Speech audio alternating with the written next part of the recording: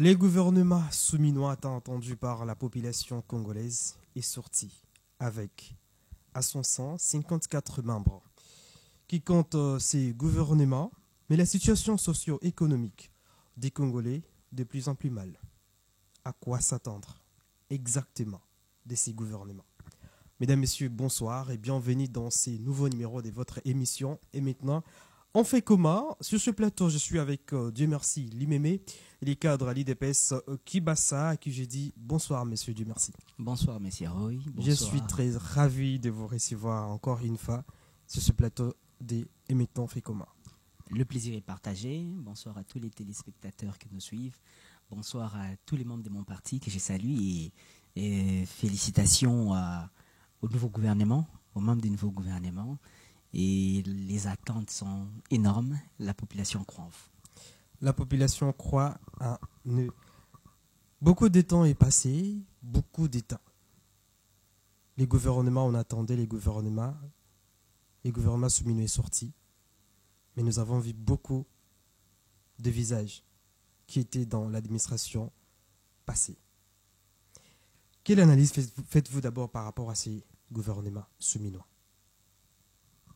Non, mais je pense que ces gouvernements, c'est un gouvernement où le chef de l'État n'a pas seulement tenu compte des puissances politiques, comme les gens le disaient, parce que c'est devenu un peu compliqué dans notre pays. Les gens qui voulaient être ministres n'avaient qu'à investir énormément sur les députés, compétents ou pas. Il suffisait d'avoir énormément de députés pour pouvoir demain prétendre à un poste ministériel. Aujourd'hui, les chefs de l'État nous ont démontré que ce n'est pas seulement ça. Il y a la compétence qui compte. Il y a bien beaucoup plus d'éléments qui entrent en vigueur. Les respects La sur le plan compétence qui géopolitique. compte, vous pensez que tous ces membres sont compétents? Je pense que vous n'avez pas d'éléments pour me démontrer là sur le plateau que tel ou tel autre est incompétent. Si vous avez les éléments pour les prouver, vous pouvez me prouver. Mais quand nous avons vu d'autres personnes qui ont occupé de ministères où il n'y avait pas de changement, est-ce qu'on peut dire que non, ces personnes sont compétentes? Vous savez, la compétence d'une personne, que ce soit dans le milieu professionnel ou même dans le ministère, si vous voulez juger cela, il faut regarder aussi quels sont les éléments qui étaient à sa disposition pour pouvoir lui permettre de faire son travail. Quels ont été les blocages, quels sont les éléments qui l'ont empêché. Il y a tous ces éléments-là. Peut-être que les gens ont fait le travail, peut-être ça ne s'est pas ressenti au final au niveau de la population et peut-être il faut encore un peu plus d'efforts pour pouvoir atteindre un certain seuil pour que la population ressente cela. Mais dans tout cela, le président, c'est celui qui dirige les conseils des ministres, il entend tout le monde, il écoute tout le monde, il voit les résultats de tout le monde. Donc sûrement, les autres sont dans la continuité. Ils ont commencé un projet, ils n'ont pas fini. Les projets à 70, 80, 60%, ils ont décidé de les laisser poursuivre la démarche qu'ils ont commencé. C'est une possibilité, mais on ne peut pas dire que quelqu'un qui a commencé un projet, qui est arrivé par exemple à 70% et n'a pas encore atteint 100%, suite à des difficultés, des obstacles qu'il a rencontrés tout au long du chemin, on ne peut pas dire de quelqu'un comme ça qu'il est incompétent. Une certaine opinion pense que non, ce gouvernement ressemble de plus en plus à un remaniement qu'à un nouveau gouvernement. Qu'en pensez-vous? On a le même président qui a été réélu. Okay? Le nouveau Premier ministre est arrivé. Donc, elle a fait son casting approuvé par les chefs de l'État. Moi, je n'appelle pas ça un remaniement, mais il faut aussi savoir que nous sommes sur un processus. On ne peut pas enlever les gens seulement parce qu'on a le plaisir d'enlever les gens, parce qu'on veut changer.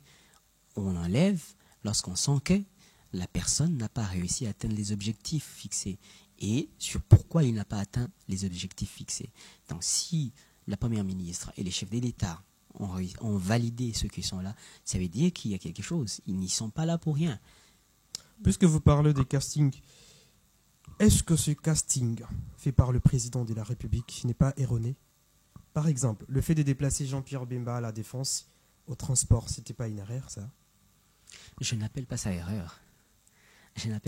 Vous savez, la plupart des gens font une confusion. Les postes des ministères, c'est un poste managérial. Okay? Sauf des ministères techniques comme les finances, par exemple, ce sont des ministères techniques. Mais les postes des ministères, c'est un poste managériale. Les ministres est accompagnés par un secrétaire général. Les secrétaires généraux, c'est les techniciens du ministère. C'est lui qui a des compétences techniques et c'est lui qui oriente, qui aide des ministres pour lui montrer techniquement ce qu'on fait dans ces ministères. Les ministres, c'est comme un chef d'orchestre qui réunit les compétences et qui dirige. Donc, Jean-Pierre Bemba Gombo, quitté de la défense au transport, je ne vois pas de problème tant que ça reste un bon manager. Tant qu'il sait guider les équipes, tant qu'il sait réunir les compétences, tant qu'il sait créer un cerveau collectif au sein de son ministère pour permettre aux autres de travailler et de produire des résultats.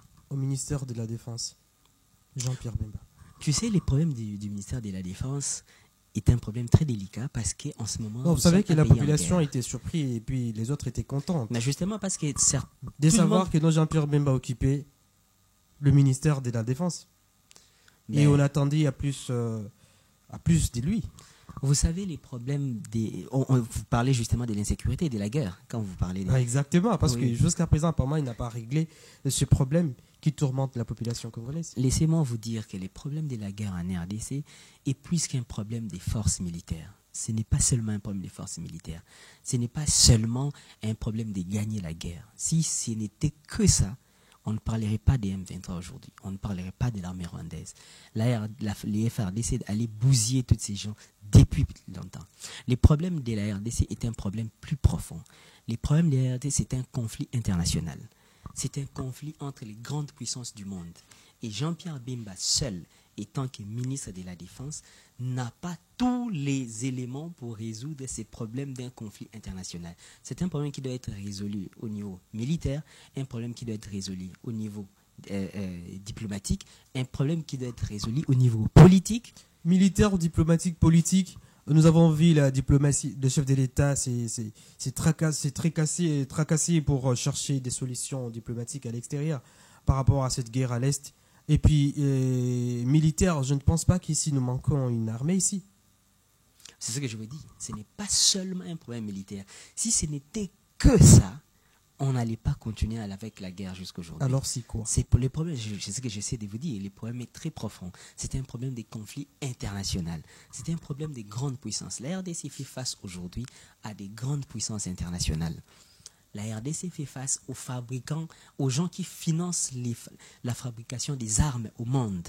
La RDC fait face aux gens qui financent les grandes industries au monde aujourd'hui. Et ce sont ces gens-là qui sont en conflit, représentés par les Rwandais. Les Rwandais dont vous savez, qui est financé, qui a des accords militaires, l'armée rwandaise a des accords militaires avec l'Union européenne. Donc, voilà ce que fait face à la RDC. Donc c'est un problème profond qu'on essaie de résoudre depuis plusieurs années. Et si aujourd'hui la guerre persiste, c'est parce que nous avons un président de la République qui refuse d'obéir aux ordres de ces gens-là, qui refuse d'accepter de trahir son pays. C'est comme ça que nous continuons à nous battre. Et je suis confiant que nous finirons par trouver une solution. Et surtout que nous avons aujourd'hui l'Assemblée nationale qui est déjà installée. À la moindre escarmouche, ces phrases aura peut-être... on doit avoir peut-être la réponse à ça. La réponse viendra... La guerre, peut-être, il va déclencher la guerre comme il l'a dit. La réponse viendra de partout. La réponse viendra de l'armée. La réponse viendra de la diplomatie. La réponse viendra de tous les fronts. Et c'est ce que la RDC est en train de faire depuis un bon bout de temps. Nous menons une guerre diplomatique, médiatique et ainsi de suite. Donc, les parlements qui est installé, les gouvernements qui est sorti, je pense que le travail doit continuer. Vous savez que non, la province du Maniema est absente dans ce gouvernement. Et une pétition en gestation contre ce gouvernement. Je ne sais pas. Qu'est-ce que d'abord vous répondez à pourquoi la province du Maniema est absente?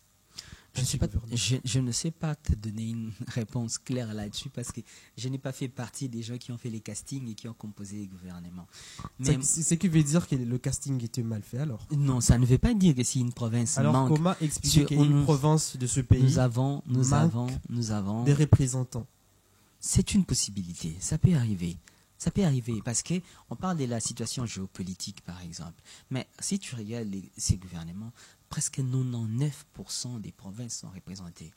Ok, nous avons un grand pays parce que 99 ou 98% des provinces sont représentées. Ce n'est pas à cause des 1 ou 2% qui manquent que nous allons mettre en doute la capacité ou les performances de ces nouveaux gouvernements. Si on atteint 98% des provinces, moi je vois que je ne vois pas.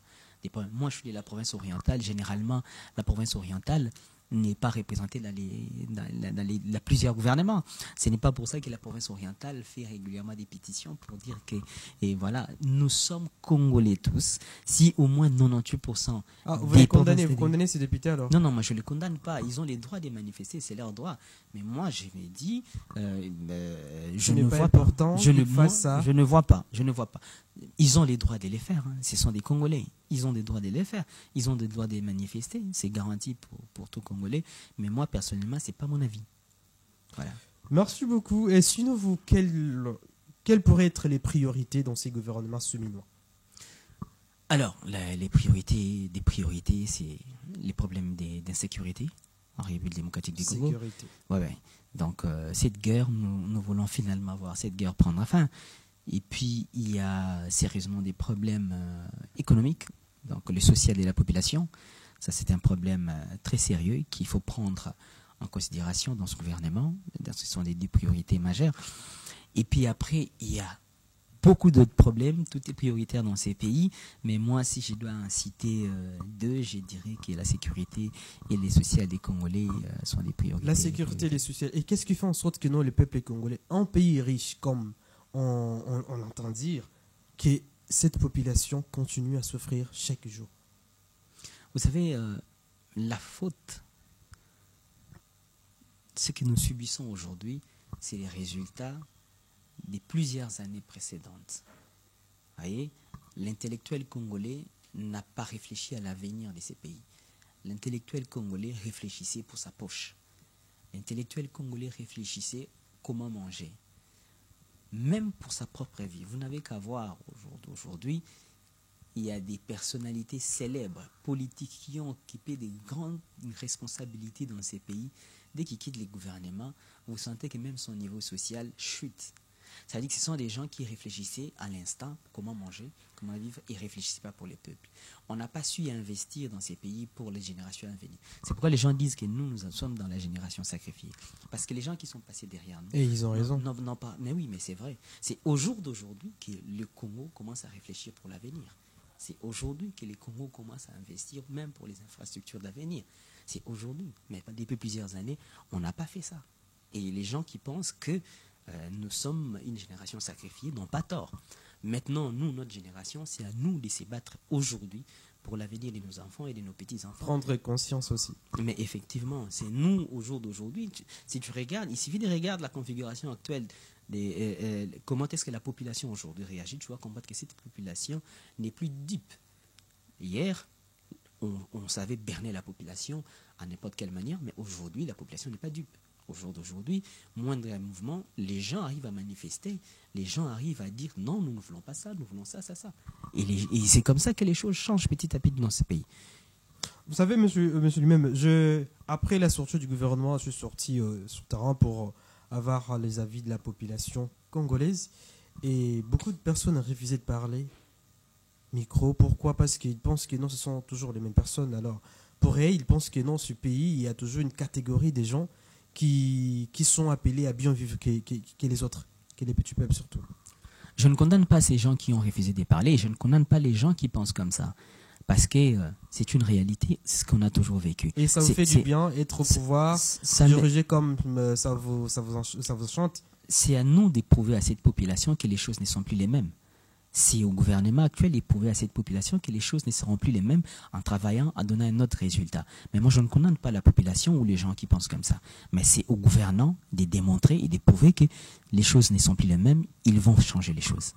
Kibassa Maliba, toujours à la tête du ministère de Pétentique. Félicitations à vous. Merci. Et merci de la part du ministre aussi. Et sinon, je me suis posé la question, qu'est-ce que vous avez fait pour maintenir ce ministère? Excellence Kibassa Maliba a beaucoup apporté dans ses ministères. Il a fait un travail de titan dans ses ministères. Ah bon? Je peux vous citer si vous voulez. Je peux vous les démontrer. Citez, donnez-nous Lorsque Excellence Kiba Samaliba prend les ministères des Pétintiques, la RDC avait un taux de pénétration à la téléphonie mobile de 44%. 3 ans après sa prise de fonction, on était à 52%. Aujourd'hui, nous avoisinons les 55% des taux de pénétration de la téléphonie.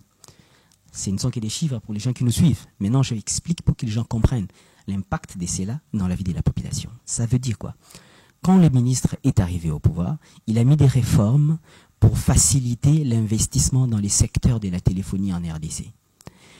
Lorsque les investisseurs arrivent à investir dans les secteurs de la téléphonie, ça crée une propagation d'utilisation des téléphones. C'est comme ça que nous avons fait un bond de plus de 10%. Mais ces bons-là, ça commence à se faire sentir dans la vie de la population. Dans un village, par exemple, qui n'avait pas de réseau de téléphone, lorsque les ministères, les gouvernements facilitent l'accès au réseau dans un village, les opérateurs s'y installent. Ces opérateurs qui arrivent dans un village ont besoin de recruter les personnels. Ils vont recruter les gens. Les chômeurs d'hier dans ces villages deviendront des travailleurs. Lorsque les réseaux s'installent, les réseaux pour fonctionner ont besoin des téléphones, des appareils mobiles. On installe, on vend les appareils mobiles. Ça veut dire qu'il y a un distributeur qui doit recruter les gens dans ces villages pour les permettre de vendre les téléphones. Des nouveaux travailleurs qui gagnent rien et qui commencent à gagner. Lorsque cela fonctionne, il faut que les gens vendent des cartes de crédit. Les réseaux vont recruter des gens. Il y aura des nouveaux vendeurs. Ça veut dire qu'il y aura de nouvelles personnes qui auront gagné. Les pouvoirs d'achat de la population va augmenter dans ces secteurs. Alors, comment ça s'est fait sentir dans la vie de toute la population de ces secteurs? La maman qui vend les légumes et qui avait un bénéfice de 1000 francs les jours, aura de nouveaux clients. Cette maman-là ne fera plus 1000 francs de bénéfices, fera 2000 francs de bénéfices parce qu'il y a des nouveaux acheteurs. Mais cette maman-là, qui n'arrivait pas à manger à sa faim parce qu'elle n'avait que 1000 francs de bénéfices, aura 2000 francs de bénéfices et elle pourra manger. Cette maman-là, qui n'avait pas la possibilité de soigner son enfant à l'hôpital, aura la possibilité de faire soigner son enfant parce que son bénéfice va quitter des 1000 à 2000. Et les 2000... Il ne faut pas rester trop théorique parce que nous avons besoin de la pratique. Nous avons besoin que ce que vous dites là soit palpable. Soit le vécu de la population. Je suis en train de vous expliquer les répercussions des chiffres qui existent en RDC. Je vous ai dit, on a fait un bond de plus de 10 points depuis qu'Excellence Kiba Samaliba a été au pouvoir. Mais je vous explique maintenant l'importance de ces 10 points dans la vie de la population. Ce que je vous explique, ce ne sont pas des calculs imaginaires. Ce sont des éléments vrais qui se sont faits pendant les 5 ans de son mandat. Ça, c'est un seul point. Pour te dire que les développements numériques, là, apportent un impact. Et le développement dans la vie de la population, ça a été démontré. Et en RDC, nous avons vécu ça dans les 5 ans des mandats de son Excellence Augustin Kiba Samaliba. Ça, c'est un seul point. Je vous parle, par exemple, depuis qu'il est arrivé au pouvoir, il a mis en place la FDSU, Fonds de développement des services universels. Ça n'existait pas en RDC. C'est quoi, en fait, les FDSU? Donc, si tu regardes dans plusieurs coins reculés de notre pays, les télécoms, les opérateurs ou les entreprises dans la téléphonie ou dans les télécommunications n'investissent pas. Si aujourd'hui au Kasaï, dans des villages de Kasaï, tu vas voir que dans certains coins on n'a pas de réseau, en Équateur on n'a pas de réseau, c'est pourquoi. Même ici d'ailleurs, ici chez nous, à la capitale, il y a les réseaux qui perturbent. Non, je ne parle pas de la perturbation, je parle de l'inexistence même des réseaux. Parce que ici, par exemple, on a les réseaux et il peut y avoir des perturbations. Mais il y a des coins où l'infrastructure même ne permettent pas. Et j'espère que ça s'est arrangé. Mais pourquoi les infrastructures n'existent pas? Parce que les entreprises dans ces secteurs ne veulent pas investir dans ces coins. Parce que les pouvoirs d'achat de la population, ce sont des gens économiques, des opérateurs économiques, les pouvoirs d'achat de cette population est faible. Et lorsque eux vont investir, il n'y aura pas une certaine rentabilité à leur niveau. Ils refusent d'investir dans certains points. Mais le rôle des FDSU, c'est justement d'accompagner ces entreprises. Ça veut dire que l'État facilite à ces entreprises l'implantation dans certains coins. La FDSI va accompagner dans les zones rurales la création des entreprises et l'implantation des entreprises dans les secteurs digital, numérique, télécom et autres. Bref, votre bilan est positif. Très positif. On entendra dire. Très positif. Ah, merci. Sinon, les débats sur les changements ou la révision de la Constitution, est-il urgent à ces moments? Bon, parler de l'urgence, je ne vois pas l'urgence, mais si vous parlez de la nécessité, je pense que ça serait nécessaire. Mais de l'urgence, non, je ne vois pas l'urgence, mais la nécessité par contre... Nécessité, vous ne pensez pas que non, le moment est peut-être mal choisi, compte tenu des défis qu'a la RDC? Vous savez, un pays fonctionne avec plusieurs secteurs. Donc si tu dis, par exemple, dans un pays, on a un problème A, on ne va pas résoudre les problèmes B jusqu'à ce qu'on va finir les problèmes A, tu ne vas pas évoluer. Vous venez de parler du gouvernement tout à l'heure, vous avez évoqué des raisons économiques, vous évoquez des raisons politiques. Pourquoi? C'est des domaines différents. Mais pourquoi vous n'entendez pas qu'on résout un jusqu'à ce qu'on va résoudre un, on passe à deux? C'est comme ça que dirige un pays. C'est pour ça que les ministères et tout ça sont gérés par secteur. Donc, c'est un autre secteur. S'il faut résoudre ces problèmes, il faut résoudre ces problèmes. Et sinon, selon vous, qu'est-ce qui dérangerait vraiment dans cette constitution qui nécessite à être changée ou révisée? Je ne parle pas des dérangements comme tels, mais je parle des rendre performant notre République, rendre dynamique notre Vous pensez pays. que ce n'est pas performant? Non, on n'est pas. Il y a des choses qui fragilisent les pays qui sont consacrées dans la Constitution.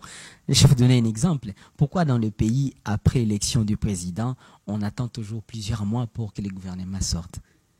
C'est consacré dans la Constitution. Le président de la République est élu au même moment que les députés nationaux.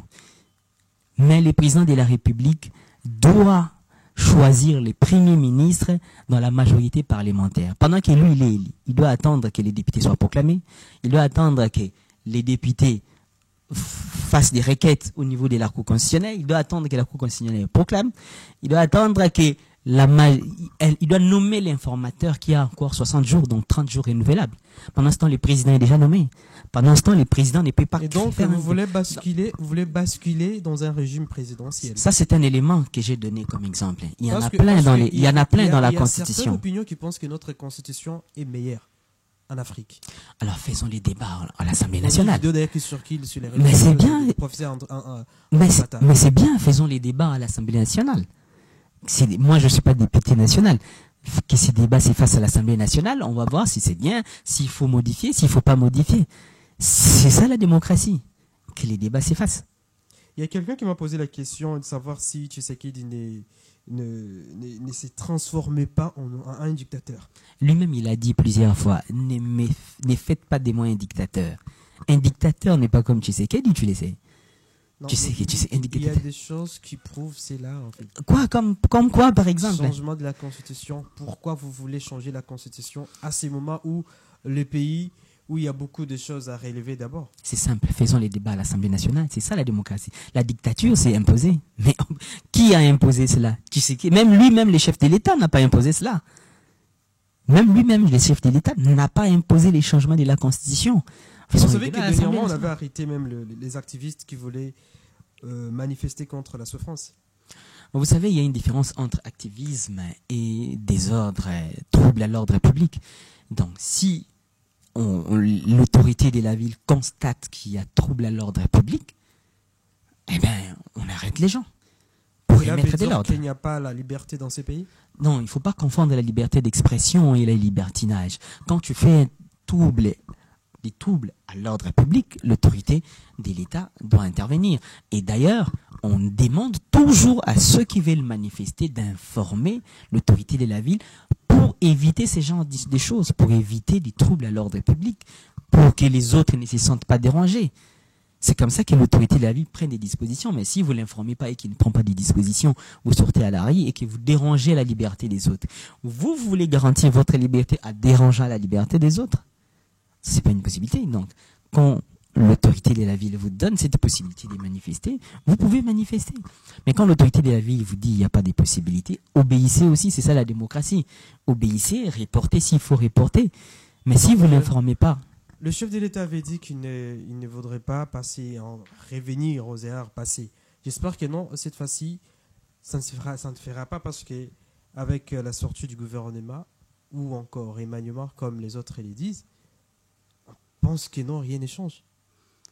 Mais le chef de l'État a dit qu'il ne va pas revenir aux erreurs passées. Vous voulez que moi je rajoute quoi là-dedans? Non, mais il a déjà dit. Il y a maintenant la contradiction là, avec cette sortie du gouvernement. Oui, la sortie. Voir les gens qui se trouvent. Qu'est-ce que vous considérez comme erreur dans la sortie du gouvernement? Le même figure. Non, mais est-ce que c'est une erreur, soit disons? Le même figure, d'ailleurs, on ne pense pas que non. Un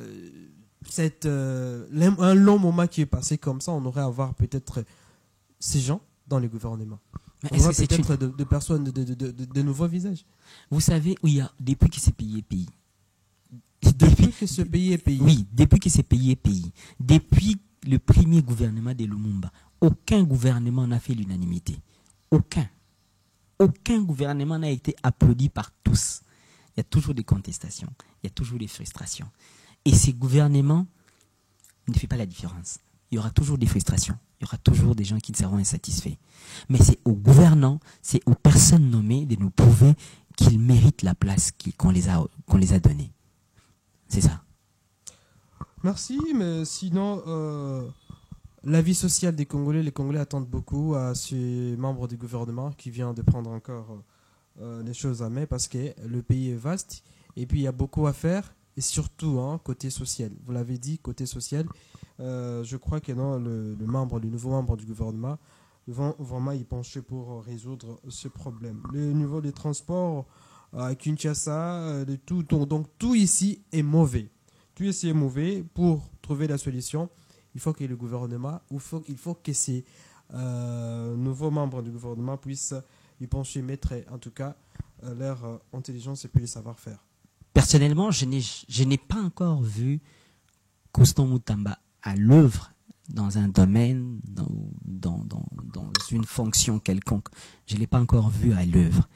Donc j'ai du mal à les juger jusque-là. Je ne sais pas si il connaît au moins, je pense qu'il connaît ces secteurs de la justice, c'est un avocat, il connaît ces secteurs, il sait comment les milieux de la justice fonctionnent. Je pense que c'est un jeune qui peut apporter quelque chose. Mais jusque-là, je ne l'ai pas encore vu à l'œuvre dans une fonction ou quelque chose comme ça. Donc j'ai vraiment du mal à les juger, mais tout ce que je sais, c'est un jeune qui est dynamique, qui a fait beaucoup de choses, qui s'est battu depuis un bon moment. Et c'est une opportunité pour lui de nous prouver encore une fois de plus qu'il mérite la confiance du chef de l'État. Il a dit lui-même dans une vidéo qui fait la baise que non, les gens, les défas seront arrêtés. Est-ce que vous pensez qu'il commence bien là? Je me pose la question sur l'authenticité de cette vidéo. Je ne sais pas si c'est une vieille vidéo ou c'est une vidéo qu'il a fait après sa nomination. C'est la question qu'elle a. Ouais, en fait, je me pose la question. Si c'est une vieille vidéo, je pense qu'il a réagi en tant que citoyen congolais. Il a donné son point de vue et puis bon, voilà. Mais si c'est une nouvelle vidéo, je pense qu'il avait d'autres moyens de le faire que de le faire par une vidéo comme ça, comme étant ministre de la justice nommé. Mais si c'est une vieille vidéo, je ne vois pas de problème. C'est un citoyen congolais qui a donné son point de vue. Mais d'abord, la première question à se poser, c'est l'authenticité de cette vidéo. Est-ce que c'est avant ou après? Et selon vous, qu'est-ce qu'on pourrait changer dans ce pays qui ne marche pas? Je dis tout au début, les priorités de ce gouvernement, c'est la sécurité et la situation sociale. Donc ça impacte, ça englobe une grande partie des éléments dans ce pays. Donc si aujourd'hui les Congolais arrivent à manger à sa faim, arrivent à se soigner correctement, arrivent à se former, à envoyer les enfants à l'école correctement, et que la paix revient dans notre pays, on peut faire Bunagana partout où on veut sans pour autant se faire inquiéter. Je pense que ce sont des priorités où les Congolais attendent à bras ouverts. J'ai une dernière question. Comment sont-ils les relations entre Félix Tshisekedi et Vital Kamerhe aujourd'hui? Je pense que bien. Mais Vital Kamerhe a été reçu par les chefs de l'État. Tout le monde a vu, vous êtes journaliste et vous avez sûrement eu l'information. Je pense que bien. Et à part, moi, je ne parle pas des bruits qui courent la rue ou les imaginations des gens qui peuvent imaginer certaines choses. Moi, je vois la réalité en face. Vital Kamerhe a été reçu par les chefs de l'État récemment. De toute façon, ils sont censés travailler ensemble. Les présidents de l'Assemblée au jour d'aujourd'hui, ils sont censés travailler avec les chefs de l'État. Donc, je pense que les relations ne peuvent qu'être très bonnes. Président de l'Assemblée nationale. Mais pourquoi pas? Il a de l'expérience, il a déjà géré cette place. Moi, je vois pas de problème. Les députés ont fait un choix.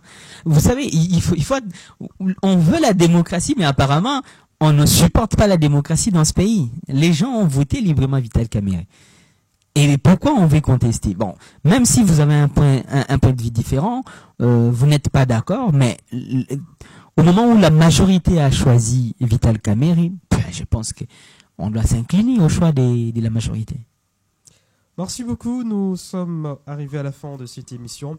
Chers téléspectateurs, sur ce plateau, j'avais reçu Dieu merci Lumeme, cadre à l'IDPS Kibassa. Ce Dieu merci, un dernier mot peut-être à dire avant qu'on puisse se séparer. Je préfère que vous regardiez la caméra ou lancer un message à cette population qui nous suit là. Le premier mot que je vais lancer, c'est d'abord réconforter nos frères de l'Est, des zones en conflit. Okay. Nous sommes de cœur avec vous. C'est difficile, c'est pénible la situation que notre pays traverse, mais je pense que nous nous battons pour nous et l'avenir de nos enfants. Nous sommes un pays sous les complots de plusieurs de la communauté internationale. Il faut nous libérer maintenant de cette prise. C'est comme ça que nous nous battons et nous allons continuer à nous battre. Et je remercie toute la population et je souhaite un bon mandat à ce nouveau gouvernement qui va commencer. Les peuples font confiance à vous, nous croyons en vous et prouvez-nous que vous méritez la confiance du chef de l'État. Voilà. Merci beaucoup. Le peuple congolais a confiance en vous. Prouvez-nous que vous allez aider ce pays. C'est par ce mot que nous bouclons, que nous mettons vraiment fin à cette émission et mettons fait coma. À la prochaine avec d'autres nouveaux numéros. Au revoir et à la prochaine.